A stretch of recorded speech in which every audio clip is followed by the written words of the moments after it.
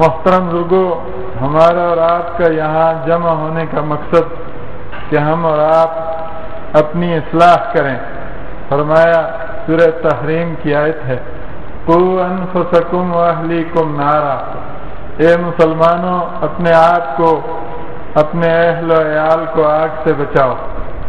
عرب کے ماحول میں نبی کریم صلی اللہ علیہ وسلم کی زندگی میں امن کیسے قائم ہوا، ہمارے معاشرے میں امن کیسے قائم ہو سکتا ہے، اس پر عالم دین قاری بلال صاحب آپ کے سامنے قرآن اور سنت کی روشنی میں خطاب فرمائیں گے۔ جناب قاری بلال صاحب۔ السلام علیکم ورحمۃ اللہ وبرکاتہ۔ ان الحمد للہ نحمده ونستعینه ونستغفره ونعوذ باللہ من شرور انفسنا ومن سیئات اعمالنا، من يهده الله فلا مضل له ومن يضلل فلا هادي له، واشهد ان لا اله الا الله وحده لا شريك له، واشهد ان محمدا عبده ورسوله، اما بعد فان خير الحديث كتاب الله، وخير الهدي هدي محمد صلى الله عليه وسلم، وشر الأمور محدثاتها وكل محدثة بدعة وكل بدعة ضلالة وكل ضلالة في النار، أما بعد فأعوذ بالله السميع العليم من الشيطان الرجيم، الذين آمنوا ولم يلبسوا إيمانهم بظلم أولئك لهم الأمن وهم مهتدون، رب اشرح لي صدري ويسر لي أمري واحلل عقدة من لساني يفقه قولي، سبحانك لا علم لنا إلا ما علمتنا إنك أنت العليم الحكيم۔ قابل احترام عزیز بھائیوں اور دوستوں،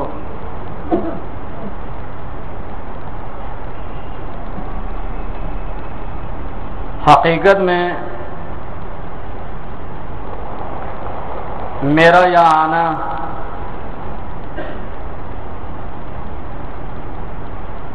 پروفیسر کمال عثمانی حفظہ اللہ تعالی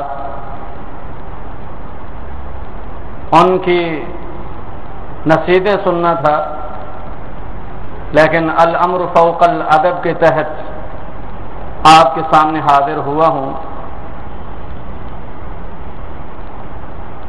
اللہ رب العالمین کا فرمان ہے، الذین آمنوا، وہ لوگ جو ایمان لائے،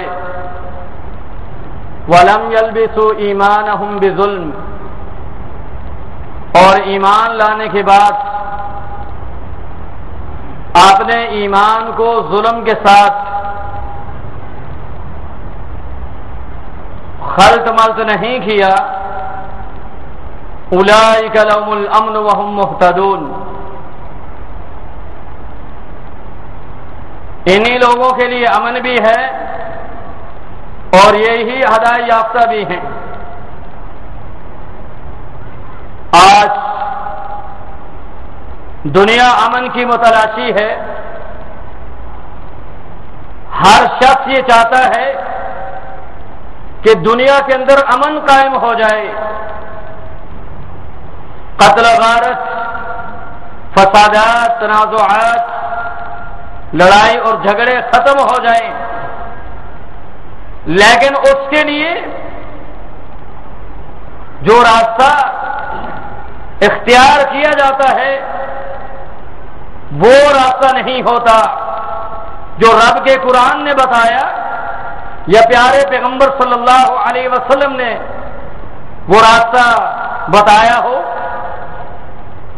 تو قرآن مجید نے امن قائم کرنے کے لیے، معاشرے کی اصلاح کے لیے ایک قاعدہ اور اصول ضابطہ بتایا ہے کہ دنیا والوں، اگر دنیا کے اندر امن قائم کرنا چاہتے ہو، دنیا کے اندر اطمینان اور سکون کی زندگی بسر کرنا چاہتے ہو، پھر اس کے لیے اس آیت کریمہ کو اپنے سامنے رکھو۔ الذین آمنوا ولم یلبسوا ایمانہم بظلم، وہ لوگ جو ایمان لائے اور پھر اپنے ایمان کو ظلم کے ساتھ خلط ملط نہیں کیا، ان کو امن ملے گا۔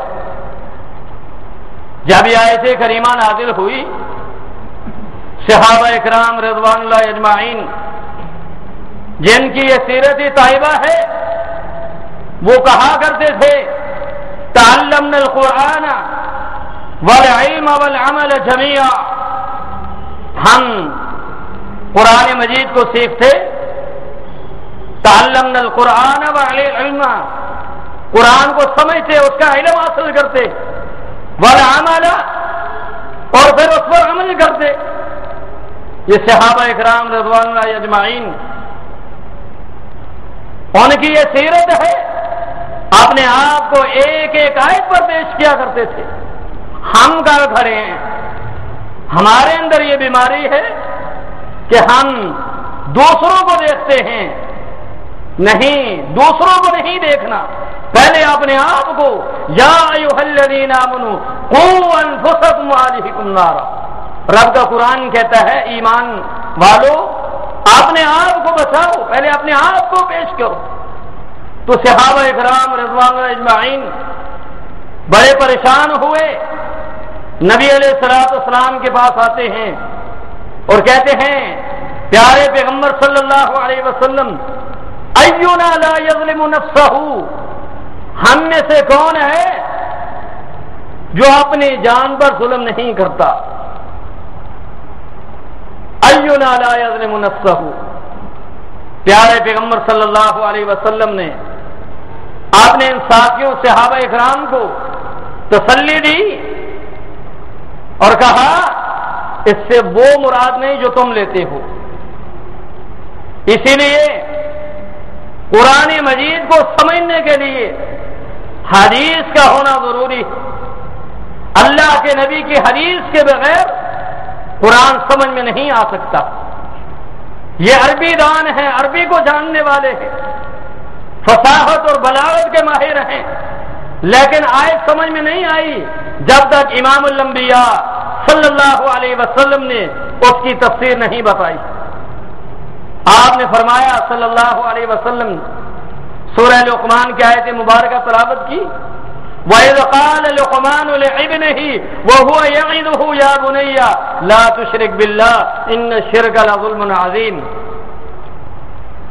کہ تم نے وہ آیت کریمہ نہیں پڑھی جس میں اللہ رب العزت فرماتے ہیں کہ لقمان علیہ السلام اپنے بیٹے سے کہتے ہیں، اس کو وعظ و نصیحت کرتے ہیں، بیٹا لا تشرک باللہ، اللہ کے ساتھ شرک نہ کرنا، ان شرک لظلم عظیم، دنیا کے اندر سب سے بڑا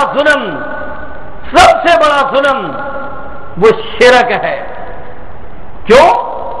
کہ وہ رب العالمین جو انسان کو عدم سے وجود میں لایا، وہ اللہ رب العالمین جو اس زمین اور آسمان کا مالک ہے، اتنی نعمتیں ہمیں دی ہیں کہ خود رب العالمین فرماتے ہیں وَإِن تَعُدُّوا نِعْمَتَ اللَّهِ لَا تُحْصُوهَا، تم سارے مل کر میری نعمتوں کو شمار کرنا چاہو، لا تحصوها، تم میری نعمتوں کو شمار نہیں کر سکتے۔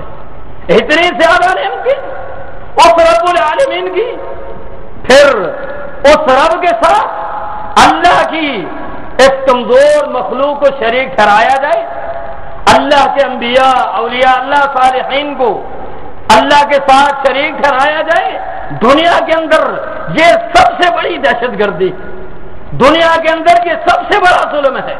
ان شرک لظلم عظیم، کہا بیٹا دنیا کے اندر سب سے بڑا ظلم وہ شرک ہے. یہاں یہ بات بھی ہمیں سمجھ میں آتی ہے کہ باپ کے ذمہ ہے کہ وہ اپنے بچے کو سب سے پہلی چیز جو سکھائے وہ یہ سکھائے بیٹا شرک کیا ہوتا ہے, توحید کیا ہوتی ہے. جب تک شرک اور توحید کا پتہ نہیں اس کے نمازیں, اس کے حج, اس کے زکوٰۃ کسی کام کے نہیں. یہ پہلا مسئلہ ہے جو سارے نبیوں نے اپنے امتوں کے سامنے پیش کیا. عقیدہ توحید, شرک سے بچنا, توحید کو سمجھنا. شرک کیا ہے, توحید کیا ہے. تو کہا اس آیت کریمہ میں جو اللہ رب العزت نے ظلم کا لفظ بیان کیا ہے اس سے مراد شرک ہے. تو اس آیت کریمہ سے ہمیں یہ سبق ملتا ہے کہ دنیا والوں اگر امن چاہتے ہو, قتل غارت ختم کرنا چاہتے ہو, مسلمان ایک نبی کا کلمہ پڑھنے والے آپس میں محبتیں پیدا کرنے چاہتے ہو تو اس کے لیے یہ اصول اور قاعدہ یاد رکھو, دنیا سے شرک کو ختم کرو. اس شرک کو ختم کرنے کے لیے اپنی جان کو پیش کرو. اس شرک کو ختم کرنے کے لیے اپنا مال پیش کرو. اس شرک کو ختم کرنے کے لیے اپنا وقت پیش کرو. جو صلاحیت اللہ رب العزت نے دی ہے وہ استعمال کرو اس شرک کو ختم کرنے کے لیے, کیونکہ آج لوگ اس شرک کو پھیلانے کے لیے اپنی جان کو بھی پیش کر رہے ہیں. اس شرک کو پھیلانے کے لیے اپنے مال بھی پیش کر رہے ہیں. اس شرک کو پھیلانے کے لیے اپنے وقت بھی ضائع کر رہے ہیں. تو میرے بھائیوں, اللہ نے ہمیں عقیدہ توحید کی نعمت دی ہے. اٹھیے, پوری دنیا میں اس توحید کو پھیلا دیجیے اور شرک کے خاتمے کے لیے ہر کوشش کیجیے. جب دنیا سے شرک ختم ہو جائے گا اور اللہ کی توحید کا نفاذ ہو جائے گا تو رب نے یہ وعدہ کیا ہے اولئک لہم الامن, اللہ امن کی زندگی دے گا, اللہ سکون کی زندگی دے گا, ہدایت کی نعمت سے اللہ رب العزت مالا مال کرے گا.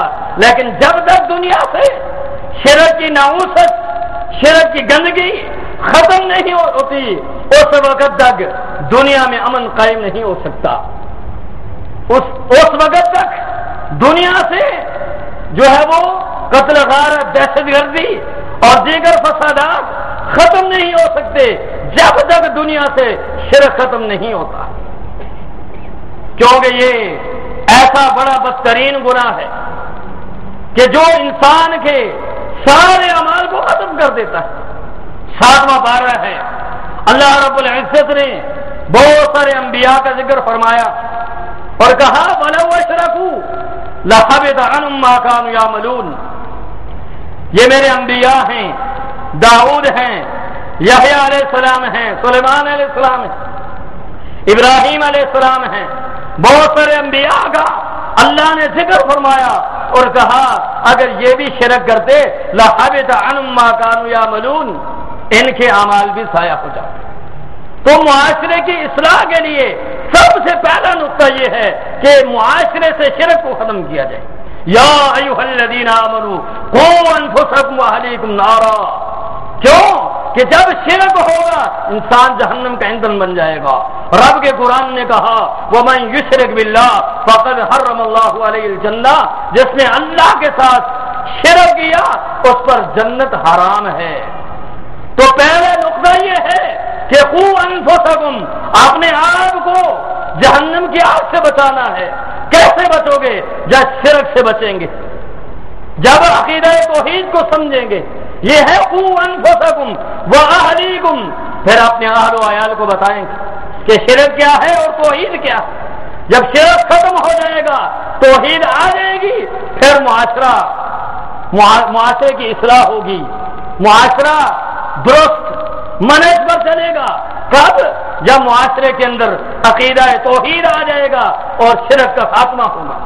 اور امام الانبیاء صلی اللہ علیہ وسلم اپنی امت کی کیسے اصلاح کیا کرتے تھے؟ چھوٹے چھوٹے بچوں کی اصلاح کرتے تھے. ایک چھوٹا بچہ آپ کے پیچھے سوار ہے, اور آج صلی اللہ علیہ وسلم اس کو نصیحتیں فرما رہے ہیں.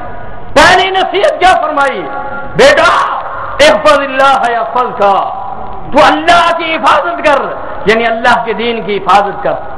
اللہ کا دین عقیدہ توحید، نماز روزہ زکوٰۃ حج، یہ توحید کے مکملات ہیں، توحید کو مکمل کرنے والی چیزیں. تو فرمایا احفظ اللہ یحفظ کا، تو اللہ کے دین کی حفاظت کر، اللہ تیری حفاظت کرے گا. تجد ہو تو جہاں گا، تو اللہ کو اپنے سامنے پائے گا. وَإِذَا سَأَلْتَ فَاسْأَلِ اللَّهَ، بیٹا جب سوال کرو فَاسْأَلِ اللَّهَ، ایک اللہ سے مانگنا.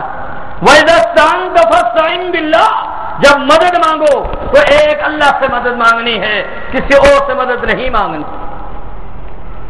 یہ امام الانبیاء صلی اللہ علیہ وسلم والدین کو، جو معاشرے کے وڈیرے ہیں اور بڑے ہیں، ان کو درس دے رہے ہیں کہ اپنے بچوں کا عقیدہ بنائیے، یہ عقیدہ بنائیے. اذا استعنت فاستعن باللہ، جب بھی مدد مانگو ایک اللہ سے مدد مانگو. اور پھر آپ نے فرمایا وَعْلَمْ، بیٹا یہ جان لو، عقیدہ بنا لو کہ ساری امت اس بات پر جمع ہو جائے أَن يَنفَعُكَ بِشَيْءٍ، آپ کو نفع پہنچانا چاہیں تو یہ نفع نہیں پہنچا سکتے الا قد كتب اللہ لک، مگر جو اللہ نے تیری تقدیر میں لکھ دیا ہے.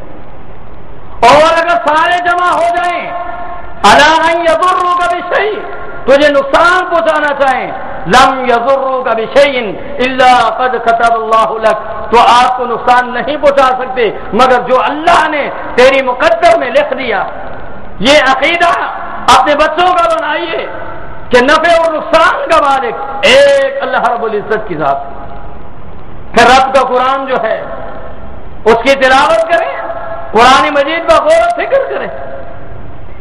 رب کے قرآن نے ایک ایسی ہستی کو مخاطب کیا کہ دنیا کے اندر اللہ کے بعد اگر کسی کا مقام ہے تو امام الانبیاء، سید الانبیاء، خاتم النبیین محمد مصطفیٰ صلی اللہ علیہ وسلم کا مقام ہے. قرآن نبی علیہ السلام سے خطاب کر رہے، وَإِن يَمْسَسْكَ اللَّهُ بِضُرٍّ فَلَا كَاشِفَ لَهُ إِلَّا هُوَ. اے پیارے پیغمبر صلی اللہ علیہ وسلم، آپ کا مقام بڑا اعلیٰ ہے، لیکن یاد رکھ لیجئے اگر آپ کو إِن يَمْسَسْكَ اللَّهُ بِضُرٍّ، اللہ کی طرف سے کوئی تکلیف آئے، کوئی دکھ آئے، کوئی پریشانی آئے، فَلَا كَاشِفَ لَهُ إِلَّا هُوَ، اللہ کے علاوہ اس کو کوئی دور کرنے والا نہیں.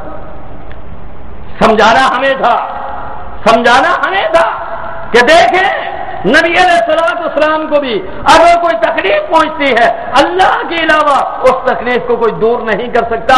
تو امت کو اگر کوئی تکلیف پہنچتی ہے، اس پر کوئی مصیبت نازل ہوتی ہے، اللہ کے علاوہ کوئی نبی، کوئی ولی، کوئی اللہ کا پیارا بندہ اس کو دور نہیں کر سکتا. اور حدیث کی کتابیں ان کا مطالعہ کریں. حدیث کی کتابوں میں بہت سارے واقعات ہمارے سامنے موجود ہیں. سیدنا عمر بن خطاب رضی اللہ تعالیٰ عنہ کے زمانے میں بارش منقطع ہو گئی، بارش نہیں ہو رہی، اور عمر بن خطاب رضی اللہ تعالیٰ عنہ نے کس کا رخ کیا ہے؟ نبی علیہ السلام کی قبر موجود ہے، لیکن عمر بن خطاب رضی اللہ تعالیٰ عنہ نے ان کی قبر کا رخ نہیں کیا، بلکہ عباس ابن عبد المطلب کے پاس جاتے ہیں، ان سے دعا کی درخواست کرتے ہیں. نبی کی قبر کا رخ نہیں کیا. یہ عقیدہ مسلمانوں کو سمجھایا کہ مسلمانوں، جب بھی تمہارے اوپر کوئی مصیبت آئے، کوئی تکلیف آئے، کوئی دکھ آئے، کوئی پریشانی آئے، کسی قبر کا رخ نہیں کرنا، ایک اللہ کو پکارنا ہے.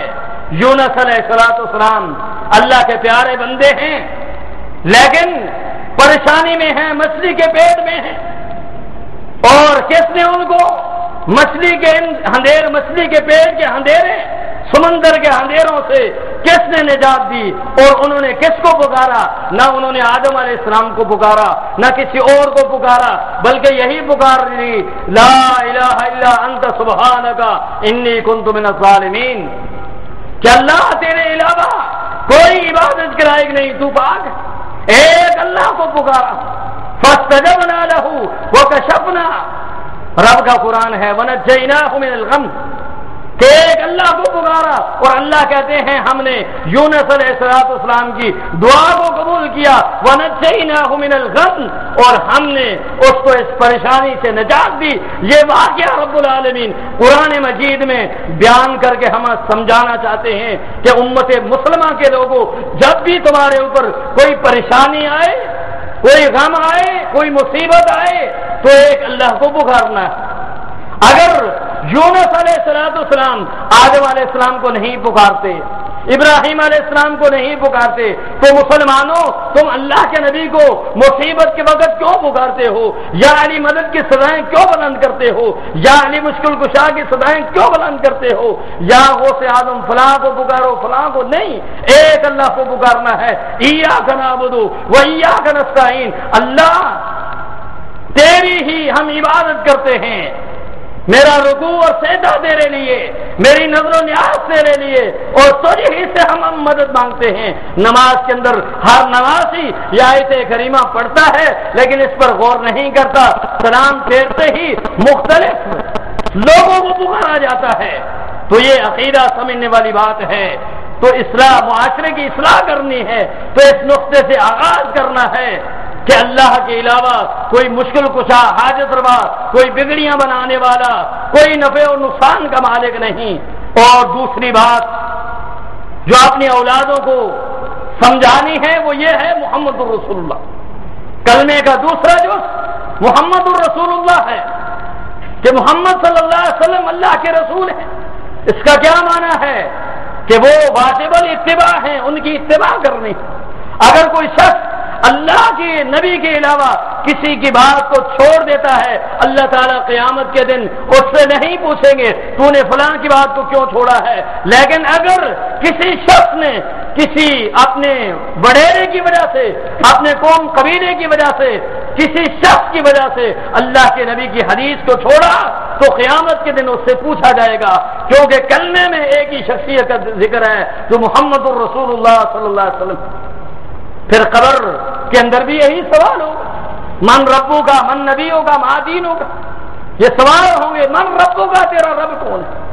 دنیا کے اندر کس کو پکارتا رہا ہے؟ مشکلات اور مسائل میں کس کو پکارا؟ تیرا رب کون ہے؟ تو وہی جواب دے گا جس نے دنیا کے اندر ایک اللہ کو پکارا ہوگا، ایک اللہ رب العزت کو نفع و نقصان کا مالک سمجھا ہوگا۔ پھر یہ سوال بھی ہوگا من نبی ہوگا، تیرا نبی کون ہے؟ یہ سوال نہیں ہوگا من امام ہوگا، من مرشد ہوگا، تیرا مرشد کون ہے؟ تیرا پیشوا کون ہے؟ تیرا امام کون ہے؟ سوال یہ ہوگا من نبی ہوگا، تیرا نبی کون ہے؟ کس نبی کا تو نے راستہ اپنایا ہے؟ جب یہ دو نقطے امت مسلمہ کو سمجھ آ گئے تو پھر یہی امت دنیا کے اندر غالب آ جائے گی۔ غلبہ اسی کا ہوگا جب یہ دو نقطے سمجھ میں آ گئے کہ لا الہ الا اللہ محمد الرسول اللہ، اللہ کے علاوہ کوئی عبادت کے لائق نہیں، مشکل کشا اور حاجت روا اللہ کے علاوہ کوئی نہیں، اور محمد الرسول اللہ صلی اللہ علیہ وسلم، محمد صلی اللہ علیہ وسلم اللہ کے رسول ہیں۔ اس کا ایک ایک عمل اللہ کے نبی صلی اللہ علیہ وسلم کے طریقے کے مطابق، اس کی نماز، روزہ، حج، زکات، ایک ایک عمل جو ہے اللہ کے نبی کے طریقے کے مطابق، اس کے معاملات، شب و روز کے جتنے بھی اس کے کام ہیں، ایک ایک عمل جو ہے وہ اللہ کے نبی صلی اللہ علیہ وسلم کے طریقے کے مطابق ہو، یہ اپنی اولادوں کو سمجھانا ہے۔ جب یہ دو نقطے ہماری سمجھ میں آ گئے تو پھر سمجھیں ہم دنیا میں بھی کامیاب ہیں اور آخرت میں بھی کامیاب ہیں۔ کامیابی انہی لوگوں کے لیے جو یہ دو نقطے سمجھ لیں، لا الہ الا اللہ محمد الرسول اللہ، اللہ کے علاوہ کوئی عبادت کے لائق نہیں، کوئی نظر و نیاز کے لائق نہیں، اور واجب الاتباع محمد الرسول اللہ صلی اللہ علیہ وسلم کی ذات ہے۔ تو اللہ رب العزت سے دعا ہے کہ اللہ تعالی ہمیں عقیدہ توحید سمجھنے کی توفیق عطا فرمائے، اور اللہ رب العالمین ہمیں ہر قسم کے شرک سے بچنے کی توفیق عطا فرمائے، اور اللہ رب العالمین ہمیں نبی اکرم صلی اللہ علیہ وسلم کے طریقے پر ہمیں چلنے کی توفیق عطا فرمائے، اور اللہ رب العالمین آپ بھائیوں کا یہاں آنا اور ہمارا سننا اور سنانا اللہ تعالیٰ سے دعا اللہ تعالیٰ اپنی بارگاہ میں قبول و منظور فرمائے. وآخر دعوانا الحمدللہ رب العالمین.